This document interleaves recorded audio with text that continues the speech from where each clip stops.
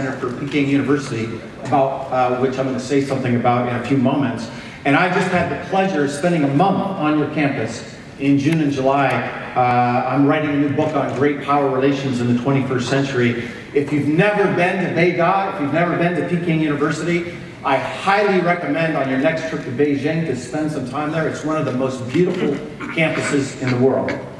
I'm here to, yes, it is. So, let's see, where should I point that towards you? Okay.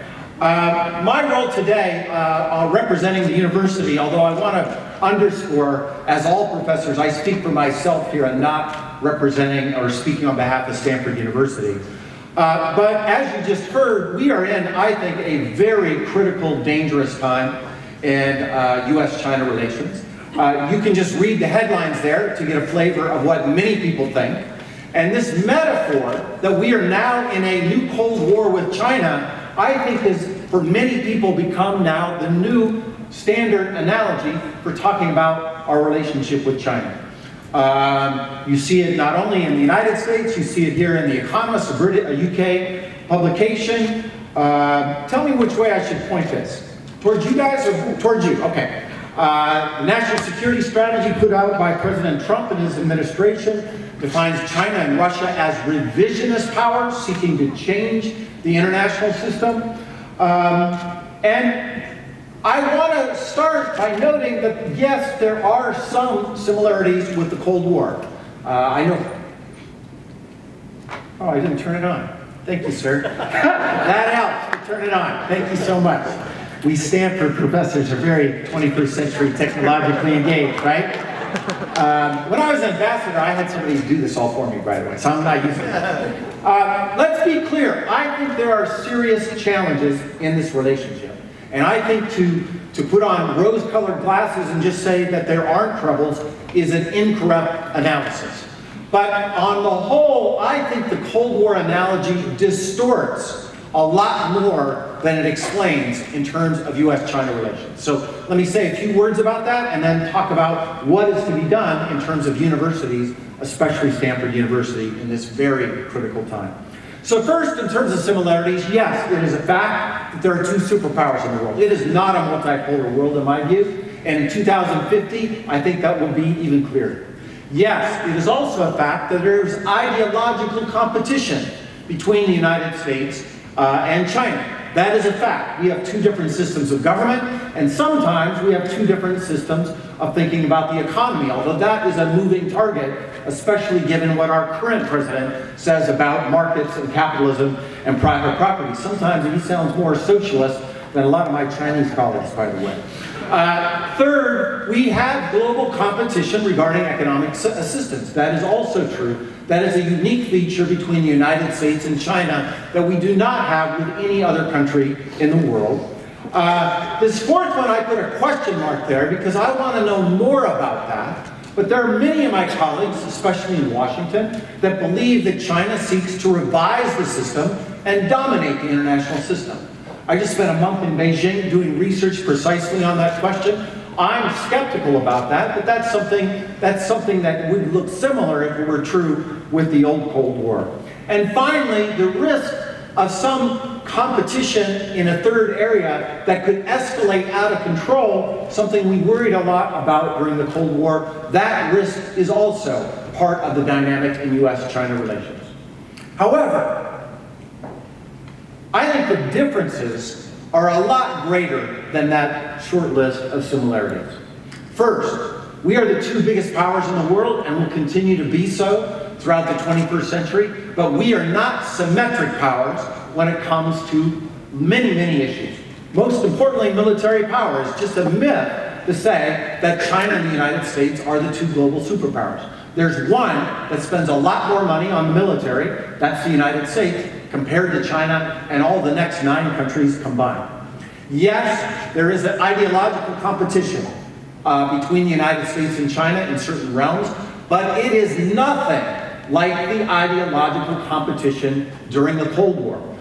During the Cold War, the Soviets sought to export their model of communism in believing that one day the whole world would be communism. That intensity of ideological competition does not exist today and should not. We should manage it so that we don't go down that road. Fourth, as Professor Min just talked about, the most crucial difference is that during the Cold War, we were isolated. We were decoupled between the Soviets and the United States. We today, with China, are highly intertwined with respect to investment, with respect to trade, and with respect to education. I'm glad you brought that up. We did not have the millions of students from China studying, from the Soviet Union studying in the United States like we do to China. In the United States today, we do not have the level of connectivity between our societies the way we do today. And in my view, that is a great advantage to avoiding a new Cold War with China as long as we use it properly. Fifth, yes, China is the largest economy in the world, or soon to be, in aggregate terms, but GDP per capita terms, China has a long way to go before it catches up with the United States.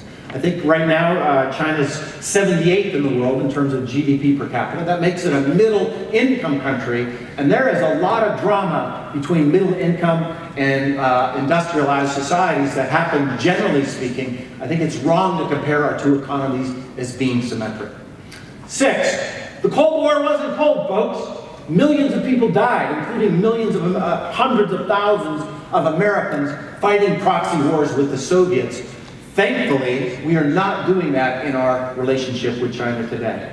And then finally, this one I think is more complex. The advantage we had in the Cold War was that we were well ahead of the Soviets. We didn't always know it, by the way.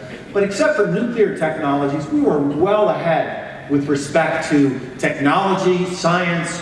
That is more complex in terms of our relationship with China today. In some places we're ahead, in some places we're behind.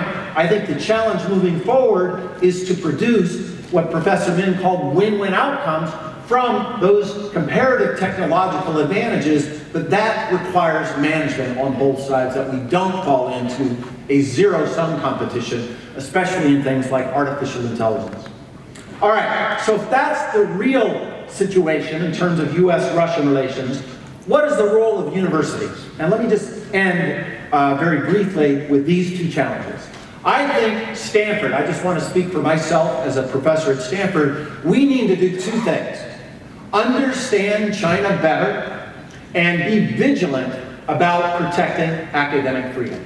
And if we don't do that at Stanford, nobody else is going to do it in our wake. We need to be a leader in our country in these two endeavors.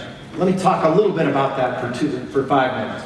First of all, the good news is we're doing a lot at Stanford with respect to China. Look at all of these programs, including SCPKU there. We have a real base of knowledge at Stanford with respect to China. We have lots of faculty that work on China. Here's just many people, including myself, dabble on things China, but we have lots of people working on China. That's the good news. And in particular, well, this is somewhat mixed news, by the way. We peaked in terms of number of students at Stanford studying Chinese. My son's one of them, by the way. Studied about 10 years ago. The good news is that it's still the second most studied language at Stanford after Spanish. Undergraduates who travel, those numbers should be going up, not down. Let me go through these quicker because I want to get to this slide. In particular, we have this fantastic asset that Professor Min helped to create for us. We, on the campus of Peking University today, have a building, the Stanford Center at Peking University, founded in 2012, that is a bridge, a literal, physical bridge between our two societies and our two universities. We do all kinds of things there. Let me just go through this more quickly.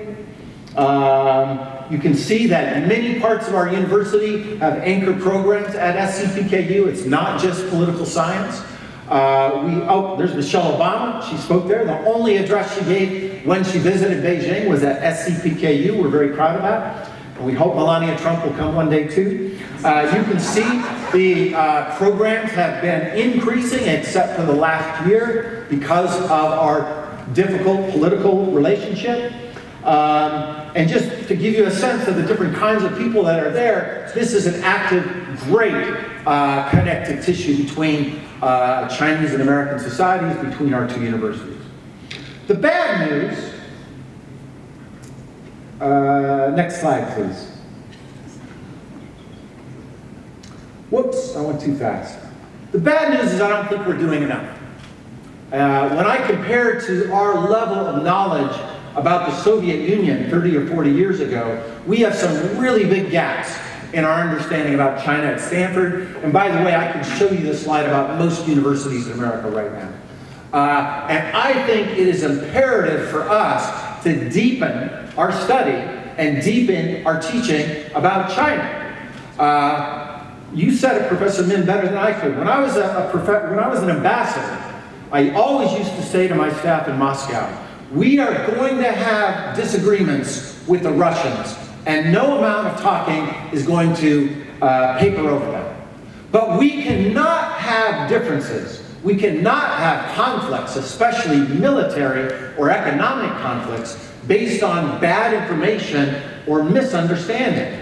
And that is the role of our universities, to make sure that we are filling in with evidence and data, not just hypotheses and not just opinions about the relationship between our two societies. And I think Stanford has to do more, and I hope that you can help us do more in filling that gap.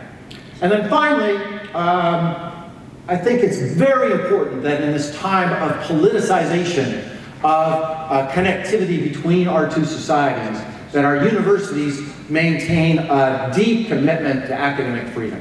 Science does not carry a passport.